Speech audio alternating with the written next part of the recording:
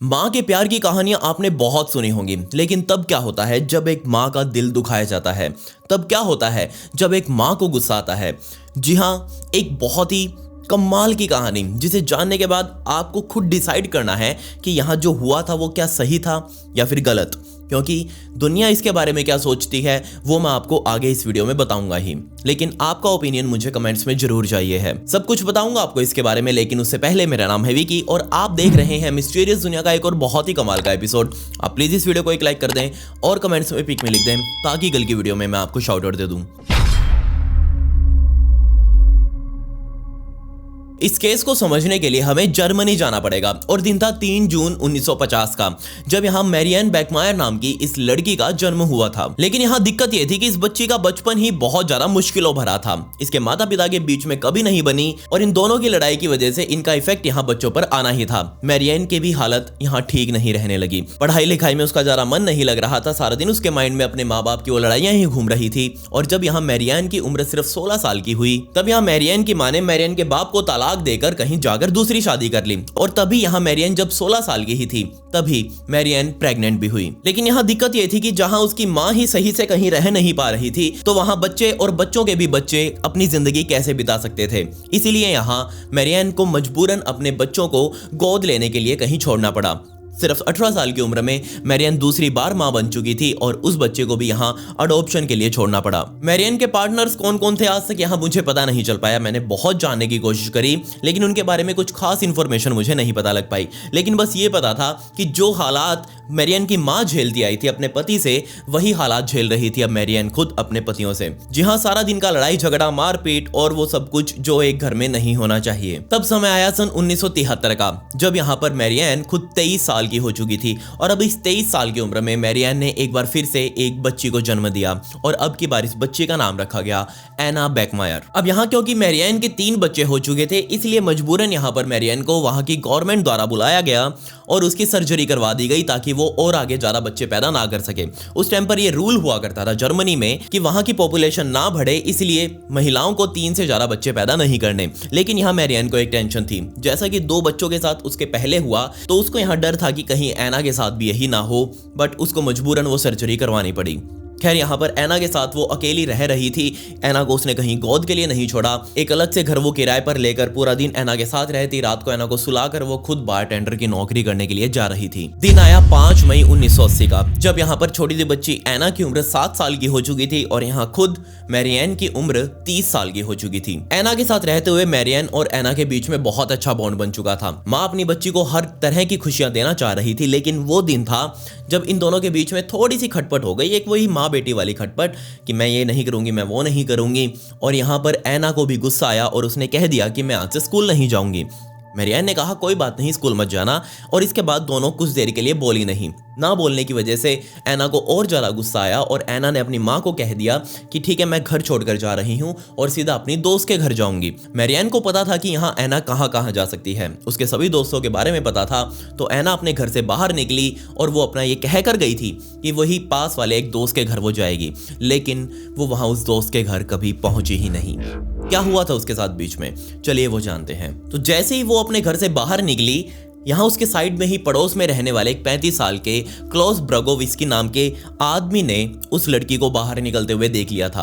अब उसको पता था कि ये बच्ची यहाँ अपने घर से गुस्से में बाहर निकली है, मतलब वो कहीं और ही जाकर अब अपना समय बिताएगी। उस क्लॉस नाम के व्यक्ति ने यहाँ एना को फॉलो करना स्टार्ट कर दिया। वो एना के पीछे पीछे जाए जा रहा था। अब क्योंकि एना पहले से ही इस क्लॉस को जानती थी और उसने देखा पीछे मुड़ के कि क्लॉस आ रहा है, वो उसको जानती थी, उसके पड़ोस में ही रहता था। तो यहाँ क्लॉस ने जाकर एना से पूछ लिया कि तुम्हारे साथ क्या हुआ है और तुम ऐसे कहाँ जा रही हो। बेचारी छोटी सी बच्ची एना को ये तो पता था कि ये हमारा पड़ोसी है और ऐसे ऐसे ये घर पर रहता है, इसके परिवार में ये मेंबर्स हैं, लेकिन उसको ये नहीं पता था कि इस आदमी का पास्ट क्या है। जी हाँ, ये आदमी पहले भी 2 छोटी बच्चियों के ऊपर शोषण के आरोप में 2 बार जेल काट कर आ चुका है।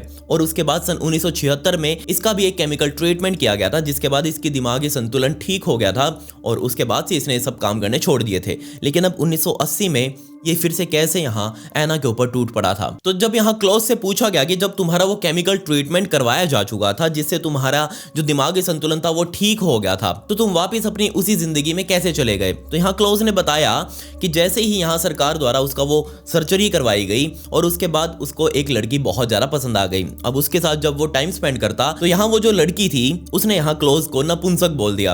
अब उसको वो बोला है तो ये बात क्लॉज को दिल में लग गई। वो वापस हॉस्पिटल गया, उसने वापस डॉक्टर से कहा कि मेरे साथ ऐसे ऐसे हो रहा है। डॉक्टर्स ने वापस उसके शरीर में केमिकल्स डाल दिए और जो पहली स्टेट थी यानी कि उस सर्जरी से पहले जैसा क्लॉज था वो वापस अब वैसा ही बन चुका था। खैर यहाँ पर जैसे ही क्लॉज ने जाकर एना से बात करनी चाहिए, एना ने उसको बताया कि ऐसे ऐसे मेरी मम्मी मुझसे गुस्सा हो गई है और मुझसे बात नहीं कर रही, मैं भी अपनी माँ से बात नहीं करना चाहती, मैं अपनी दोस्त के घर जाना चाह रही हूँ।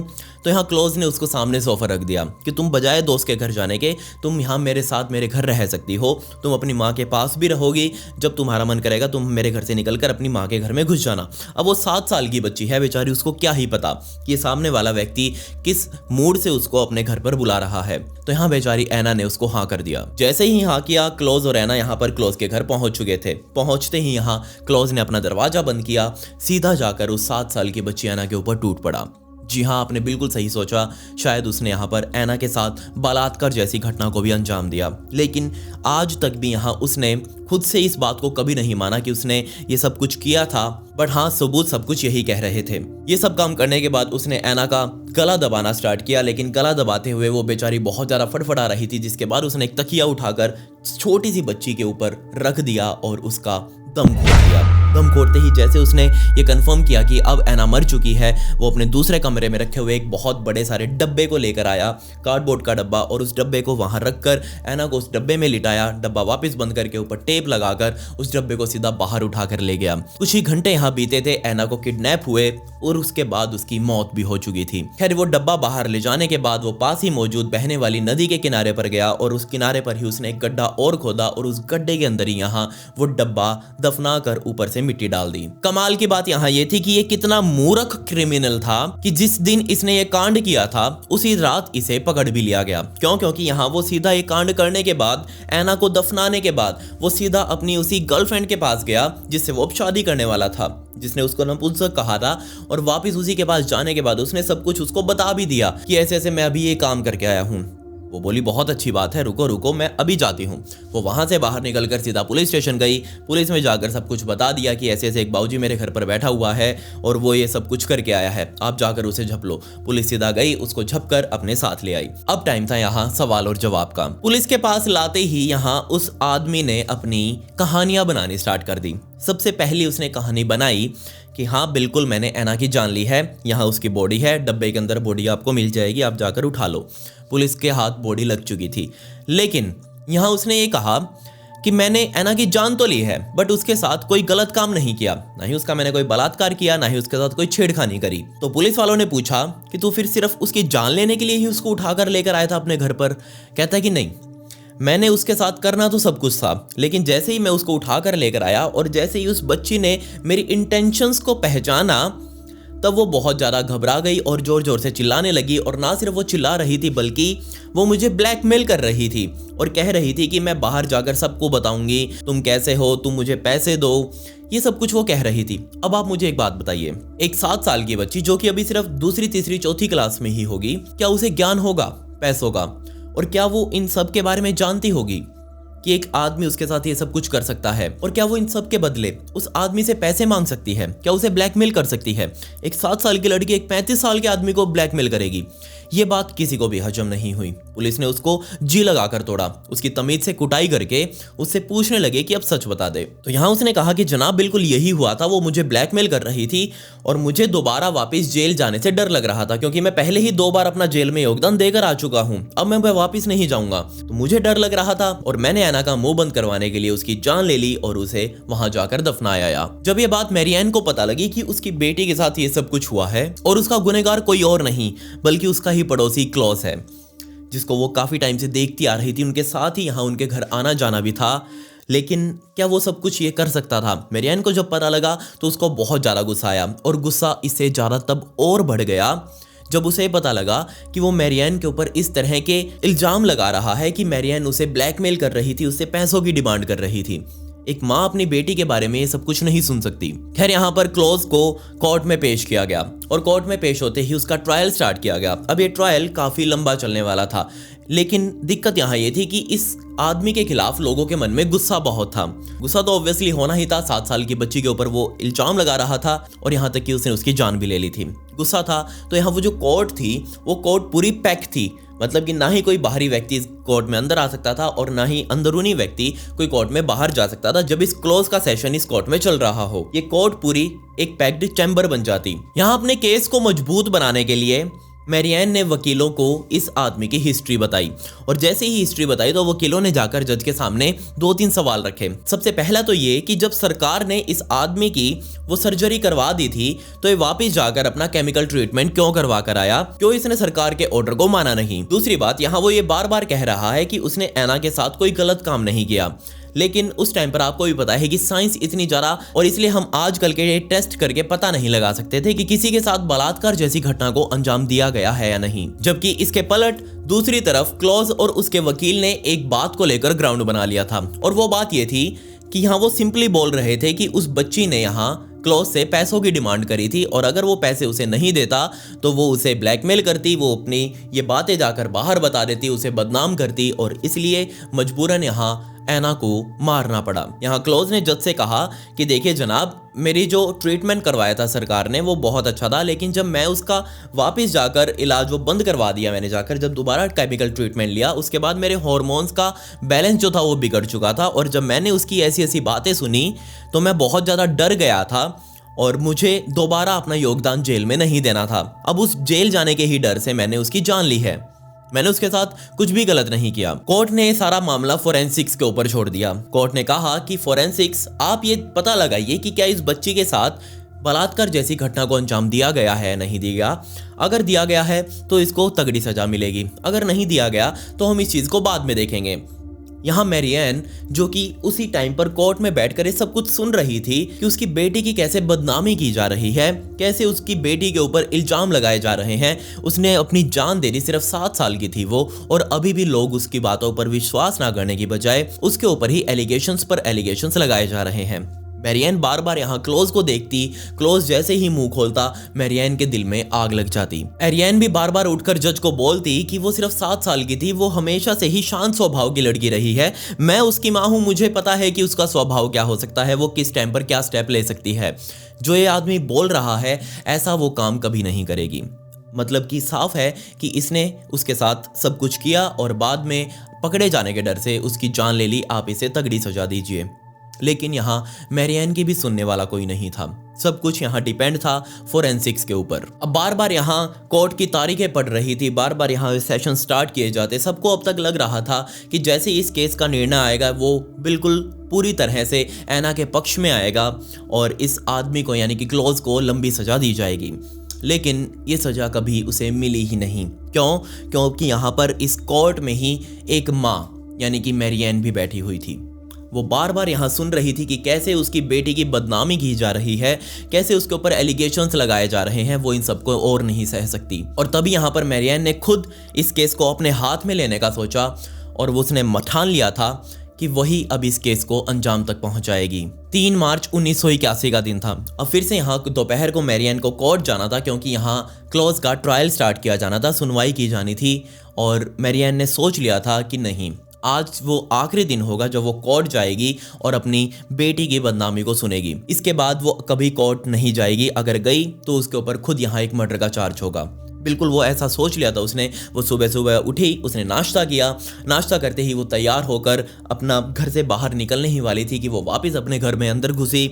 अंदर जाते ही उसने अपने ड्रॉर में रखी हुई 1934 मॉडल सेमी ऑटोमेटिक पिस्टल को उसने उठाया, उसको पूरा लोड किया, उसके अंदर 8 गोलियां उसने भर ली थी और भरते ही उसने अपनी जेब में लगाई, ऊपर से उसको कवर किया कपड़े से और सीधा कोर्ट में जाने के लिए निकल चुकी थी। अब क्योंकि एक छोटी सी पिस्टल थी और उस टाइम पे वो स्कैनर वगैरह नहीं होते थे जो किसी भी मेटल को स्कैन कर सके कहीं अंदर जाने से पहले, जो कि आपने देखे ही होंगे, तो इसीलिए यहाँ वो मैरियन इस पिस्टल को बहुत आसानी से छुपाकर उस कोर्ट के अंदर ले गई। अब जैसे ही वो लेकर गई, पहला केस की जो सुनवाई चल रही थी वो खत्म हुई और अब यहाँ मैरियन के केस की सुनवाई की जानी थी। अब जैसे ही मैरियन सामने बैठी थी और क्लोज को यहाँ पुलिस वाले पकड़ कर लेकर आए। अब जैसे ही वो लेकर आ रहे थे, 2 पुलिस वाले इस साइड थे, 2 पुलिस वाले इस साइड, बीच में यहाँ क्लोज था और वो धीरे धीरे यहाँ साइड से निकले जा रहा था मैरियन के। अब जैसे ही वो साइड से निकला, मैरियन भी साइड से उठी और उसके पीछे जाकर 8 बार फायरिंग कर दी उसने सीधा क्लोज के ऊपर। 8 इसलिए करी क्योंकि 8 की ही कैपेसिटी थी इस सेमी ऑटोमेटिक पिस्टल की। अगर उसके अंदर 80 गोलियां डलती तो मैरियन ने कहा कि मैं 80 की 80 इस आदमी के अंदर ठोक देती। इन 8 में से 7 गोलियां सीधे तौर पर क्लोज को लगी और वो उसी टाइम कोर्ट रूम में ही मौत के मुंह में समा गया। कमाल की बात यहाँ ये थी कि 8 बार फायरिंग की आवाज़ सुनकर जो कोर्ट में मौजूद लोग थे, वो आम लोग तो पब्लिक बाहर निकल गई सीधे तौर पर, और बाकी के जो गार्ड्स वगैरह मौजूद थे, जज खुद उठकर अपना वहाँ से निकल चुका था और जो बाकी के गार्ड्स वहाँ मौजूद थे वो अभी मैरियन को पकड़ने ही वाले थे। लेकिन मैरियन ने कहा प्लीज़ सिर्फ 1 मिनट के लिए रुक जाओ और आप खुद यहाँ मुझे चेक करके बता दो कि क्या ये आदमी मर चुका है या नहीं। जब यहाँ गार्ड्स ने खुद यहाँ उसके कहने पर क्लोज को जाकर चेक किया और खुद यहाँ मैरियन को बता दिया कि हाँ ये मर चुका है।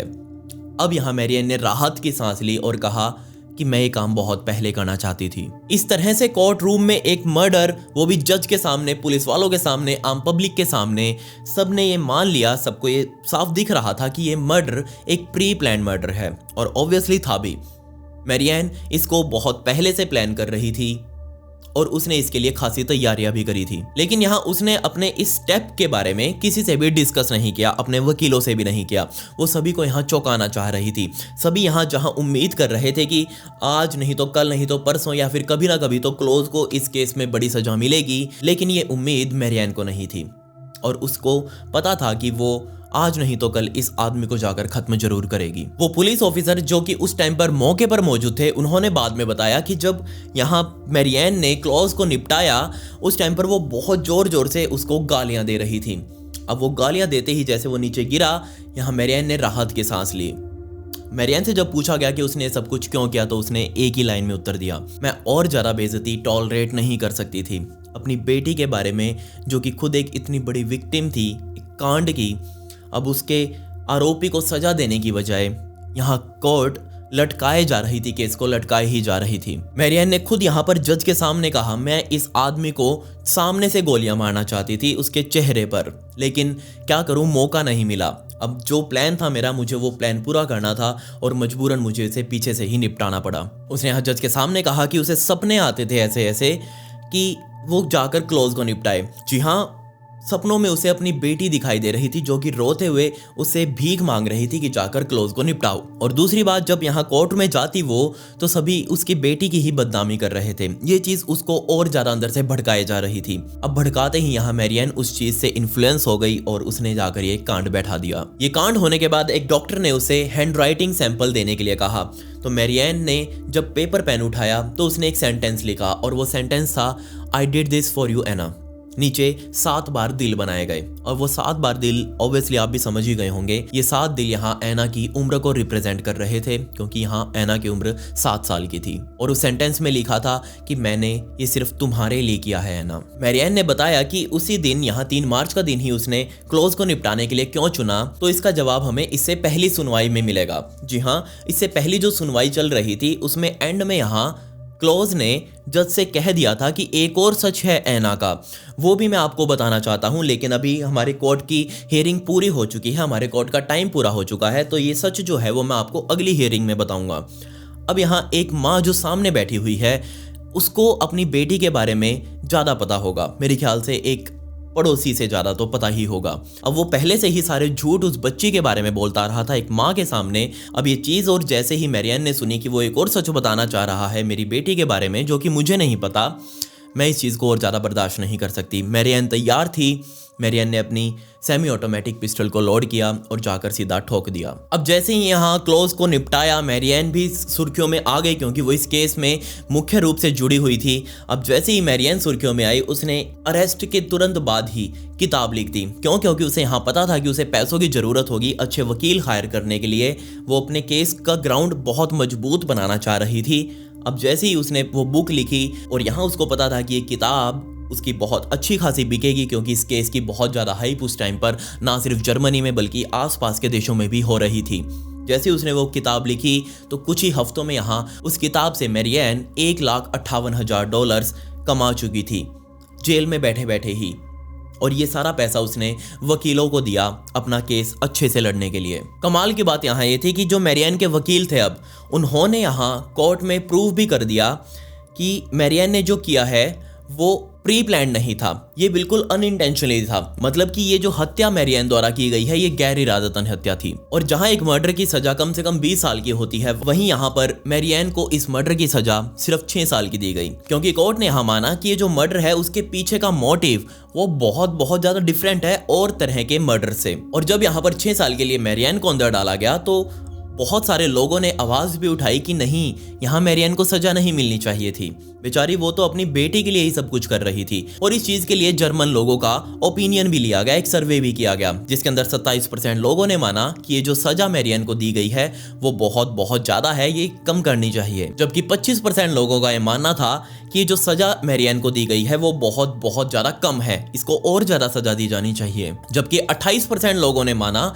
कि जो सजा मैरियन को दी गई है ये बिल्कुल सही है, क्योंकि असली मर्डर की सजा 20 साल की होती है और ये उससे बहुत ज्यादा कम है, ये बिल्कुल सही सजा मैरियन को दी गई है। सन 1983 में यहाँ पर मैरियन ने अपनी सजा की स्टार्टिंग करी थी वहाँ के एक जेल में रहते हुए। अब 6 साल उसे यहाँ बिताने थे, लेकिन उसने यहाँ इस जेल के अंदर सिर्फ 3 साल ही बिताए, क्योंकि 3 सालों बाद यानी कि 1985 के बीच में ही यहाँ मैरियन को जेल से रिहा कर दिया गया। जैसे वो इस जेल से बाहर निकली, उसने सोच लिया था कि वो अपनी जिंदगी में अब फिर कुछ करेगी, वो अपने पैरों पर फिर से खड़ा होगी, लेकिन वो अकेली थी। उसको यहाँ जर्मनी से ही नफरत हो चुकी थी, क्योंकि यहाँ जर्मनी में ही उसकी जिंदगी के बहुत बुरे पल जुड़े हुए थे। उसने जर्मनी को छोड़ने का निर्णय ले लिया, वो जर्मनी को छोड़कर नाइजीरिया शिफ्ट हो चुकी थी। नाइजीरिया में यहाँ उसे एक टीचर मिला जो कि वहीं के एक कॉलेज में प्रोफेसर था। अब उस प्रोफेसर से जैसे ही यहाँ मैरियन की आंख मिली, दोनों के बीच में प्यार हो गया और दोनों ने जल्दी ही शादी कर ली। लेकिन ये शादी लंबी चली नहीं, सन 1990 में ही यहाँ दोनों के बीच में तलाक हो गया और फिर से यहाँ मैरियन अब अकेली थी। ये शादी जैसे ही टूटी,